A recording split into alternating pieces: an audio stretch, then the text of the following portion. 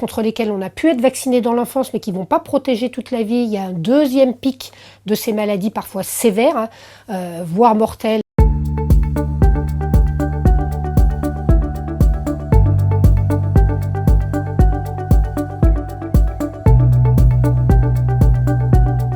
Bonjour, je suis le docteur Anke Bourgeois, donc médecin généraliste de formation, mais avec des compétences spécifiques dans la vaccination et la médecine tropicale.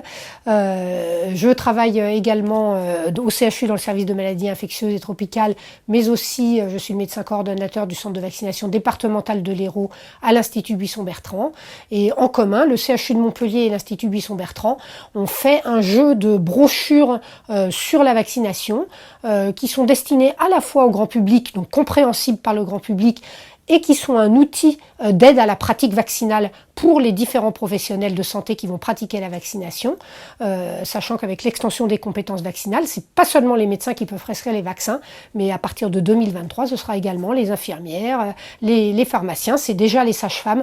Donc voilà, c'est un outil qui peut être utile à beaucoup de professions médicales pour la pratique de la vaccination. Donc il y a une brochure qui reprend les recommandations du calendrier vaccinal, mais par population, par âge, donc pour les nourrissons, le calendrier vaccinal, pour les adolescents, ce qui est spécifique à leur tranche d'âge, pour les adultes, pour les seniors de plus de 65 ans, ou dans des cas particuliers pour les femmes enceintes ou pour les personnes ayant un surpoids. Il y a une brochure qui concerne les recommandations vaccinales pour les gens atteints d'affections chroniques, comme les maladies respiratoires, cardiaques, rénales, hépatiques chroniques, ou pour les gens ayant une immunodépression.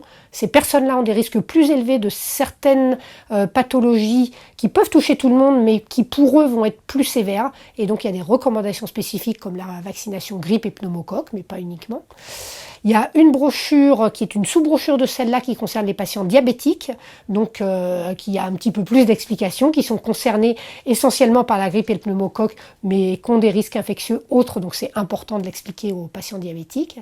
Et puis il y a aussi des contextes particuliers qui nous exposent à des risques infectieux différents, donc en fonction de la profession, dans la santé, comme dans d'autres professions, la petite enfance, la restauration, les gens qui travaillent dans les égouts et les eaux usées, etc. Ou encore par le comportement sexuel avec des partenaires multiples. Du coup, il y a des recommandations vaccinales qui sont aussi particulières pour l'hépatite A, l'hépatite B, le papillomavirus. Et nous avons une dernière année de ce jeu de brochures qui est en cours de finalisation, qui concerne uniquement la vaccination des seniors, pour expliquer ce qu'est la vaccination, pourquoi il y a des risques spécifiques chez les plus de 65 ans, quelles vaccinations sont recommandées. Et elle sera présentée en détail dans une prochaine vidéo par le professeur Blin.